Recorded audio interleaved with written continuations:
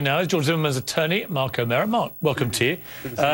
First of all, congratulations on your victory, because from a legal point of view, I thought you, particularly you personally, waged an extremely good defence of your client, and you got the result that obviously he wanted. Thank you. And it'd be churlish to say otherwise. In terms of Rachel Gentile, I found it a fascinating interview last night on many levels. But one that struck me was, if that personality had been in court on the stand testifying in the way she spoke to me, would it have been more worrying for you? Would she have been more engaging to the jury? And would she have told us more about the other side of Trayvon Martin that I don't think we really heard in that case? I'm not sure how she would have presented herself, but certainly last night she was more engaging, more straightforward, more amiable. And I'm not sure why she started out with the attitude that she obviously did in the trial, but certainly some of what she could have said was lost on the jury through the attitude. She painted a very different picture of Trayvon Martin to the one that was repeatedly rammed home during the trial. She talked to somebody who was pretty quiet, a soft sort of character. She said he took a bit of weed twice a week, but nothing that ever changed his personality from what she saw. Somebody that loved his mum, loved his family, and somebody from her understanding of the conversation on that fateful last night was on his way home. What do you make of that aspect of what she was saying? I'm not sure that we'll fully know. Trayvon Martin was a 17-year-old teenager. Like most of us, we went through those teenage years, and I think he had a whole range of personality traits, of emotions and whatever. I do know that for the 4 minutes that he had after he said he was running, that there was 4 minutes before the altercation took place, and for whatever reason, misinterpreting George's signals, being worried or afraid or whatever, or being angry, he decided to re-engage in a situation where George Zimmerman ended up with all the injuries and Trayvon Martin ended up dead, an event that everybody would like to see changed. But I have to suggest that there's arguments on both sides as to who's really responsible for it. Let me throw some devil's advocate questions at you about this. The stuff that a lot of people are asking and saying and pondering post this acquittal. One is, where were Trayvon Martin's rights to self-defence in all this? If he did throw the first blow against George Zimmerman because he was scared, why should that be the criteria for George Zimmerman escaping any kind of punishment when he shoots him dead? Sure. Our self-defense laws are pretty clear and actually give us good reason and signals and an answer to your question.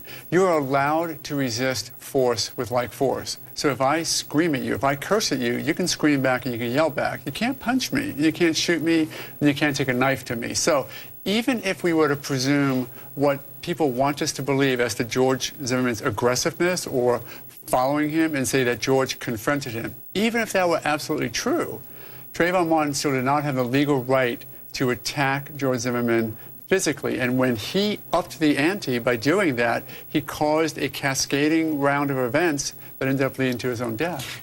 What I was struck by in the trial was that the cascading series of events from a legal perspective really only start when the physical confrontation begins, whereas logic, to me, dictates that it should have started earlier, when George Zimmerman's driving along and sees Trayvon Martin and gets out of his vehicle and calls the authorities, etc., etc. But none of that seemed to be relevant in terms of the law.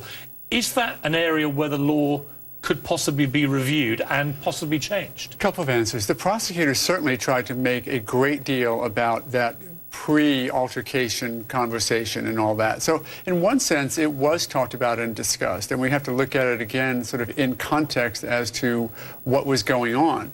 And here's the other consideration I'm thinking we need to have. There's this intersection between what George Zimmerman can do as an involved citizen, watching somebody who he's concerned about. We all do that every day. When does it get to the point where George Zimmerman's events or actions turn from a concerned citizen into something that was over the line? It seems as though it really only got over the line after that 4 minute of silence of Trayvon Martin, and there was a minute and a half of silence of George Zimmerman, where we don't know exactly what happened, but it ended up in the physical altercation. Should he not, when he was told, we don't need you to do that, just turn around and got back in his car? And if he had done that, or had he stayed in his car originally completely, do you accept that that would not have led to the catalyst of events that led to the shooting? No question. We can look back now and think that there were 1,000 decision points, none of which, of course, back then were significant to the actors deciding them. But we can look back now and say there's 1,000 decision points. But if we look at what did happen and the natural consequence of it, it's hard to say that any individual by George Zimmerman was so wrong that he should be responsible criminally for what happened afterwards. I want to play one of the more contentious things that Rachel said to me. This is about what she said Trayvon was telling her on the phone and why they feared perhaps what George Zimmerman may be doing. There was no doubt in your mind from what Trayvon was telling you on the phone about the creepy ass cracker and so on, that he absolutely believed that George Zimmerman, this man, you didn't know who he was at the time, but this man was pursuing him. Yes. And he was freaked out by it. Yes. Definitely after I say it might be a rapist.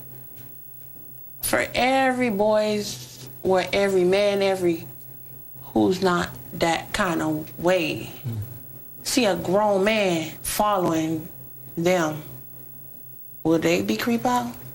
So you gotta take it as a parent, when you tell your child, when you see a grown person follow you, run away and all that, was you gonna stand there? You gonna tell your child to stay there? If you tell your child to stand there, we gonna see your child on the news for missing person. There's an interesting reaction from the audience there. They clearly empathised with what she was saying. I suppose what I would say is that clearly George Zimmerman was not a rapist. But what it indicated to me was that Trayvon Martin was unnerved, scared possibly. He was a 17-year-old kid. He's got this older guy following him, doesn't know what's going on. And he may well, when they actually came together, we're not entirely sure how that happened, he may well have lashed out in fear. Again, I suppose I come back to, isn't he perfectly entitled to do that under self-defense himself? Why should he lose his life because some guy is following him and he's freaked out by it? Couple of reasonable reactions. If, in fact, he was that concerned about it, I'm not sure why that never showed up in Rachel Gentel's testimony before the trial. It didn't show up in the initial conversation with Ms. Fulton, didn't show up in the initial conversation with Mr. Delarianda. It only really showed up slightly in a deposition and then in trial testimony. So I'm concerned that that didn't happen before. And if, in fact, Trayvon Martin was that concerned about his safety, let's just say that that was better communicated to Ms. Gentel and was better communicated to the prosecutor, then why in those 4 minutes when he had 80 yards, why did he stay around seemingly in the darkness so that the altercation could actually occur? He could have gone home. And because he made the decision not to go home, we have to then look at what might have been in his mind. George Zimmerman could have gone home. Absolutely. They both could have. There was 1,000 points when this could have just not happened. And Anderson Cooper had a fascinating interview with the first juror to break silence. I want to play a clip from this about how confusing they found the law itself. The law became very confusing. Yeah, tell me about that. It became very confusing. We had stuff thrown at us. We had the second-degree murder charge, the manslaughter charge, then we had self-defense, stand your ground. Did you feel like you understood the instructions from the judge? Because they were very complex. That was our problem. I mean, it was just so confusing what went with what and what we could apply to what. I mean, it was confusing. It was complicated, you know, and credit to the jury for taking a long period of time to work this out. In terms of what we do now, because the trial's done, the verdict has been concluded, and we have to respect that verdict. Even if people don't agree with it, they will have to respect it, I think. We move on to the future. Eric Holder today, the Attorney General, came out and said he's very against the stand your ground law. Tell me the difference in simple terms between stand your ground, which you didn't in the end use as a defence here, and the normal self-defence law, which is applicable all over America. Easiest way to say it is that if you come at me right now with a knife from where you are, under a normal self-defense law, I have to try and get out of the way. I have to retreat. And if I can, great. If I can't, because my back's up against the wall, then I can react with deadly force. In a stand-your-ground situation, they take away my need to retreat. As long as I'm not doing anything wrong, I don't have to retreat. You come at me with a knife from here, I can take out my gun and shoot you. That can be very problematic because it allows the person to not try the last chance out. Now, George didn't have that opportunity in his case, but the statute is troublesome in that regard. Yeah, I mean, it's troublesome because, you know, gang leaders are using it against each other to say, hey, I came face to face with a rival gang member and I shot him. He was going to shoot me. That's the problem with it. I mean, it seems to me an utter farce. I'm totally with Eric Holder on this. In terms of self-defense as a law, in light of what happened in this case, and you defend many people, and, you know, I'll make it clear, you defend many young black teenagers. You've done that before in the past as well. Are there changes to the self-defense law, do you think, that we should now consider as a result of all this? Traditional self-defense, no. I think it works perfectly. It's been around for literally almost 1,000 years. And what it really says is when confronted with force, you're allowed to react. You punch me, I can punch you. You yell at me, I can yell at you. You take a knife out, I can take a knife out, or maybe even a gun. So that doesn't need to change. The stand your ground issue, which allows, you know, again, a voluntary action that may not be necessary, is, again, as we talked about, troubling. But self-defense itself, it has to be there for us to be able to protect ourselves. Final question, briefly, if you don't mind.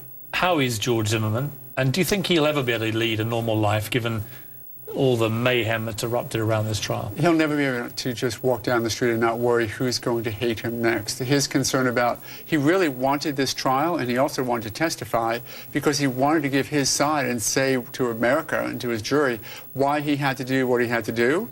But regardless of that, the outpouring of anger and hatred that has shown up after a verdict of not guilty just is more troublesome for him. He'll never have a normal life. I think he'll always be in hiding because we never know how that one person who has unreasonable anger may act out on it. Mark O'Meara, I thought you did an exceptional job in that trial, and you've always been very good to this show and very considerate to deal with, and I appreciate it very much. Good to see you.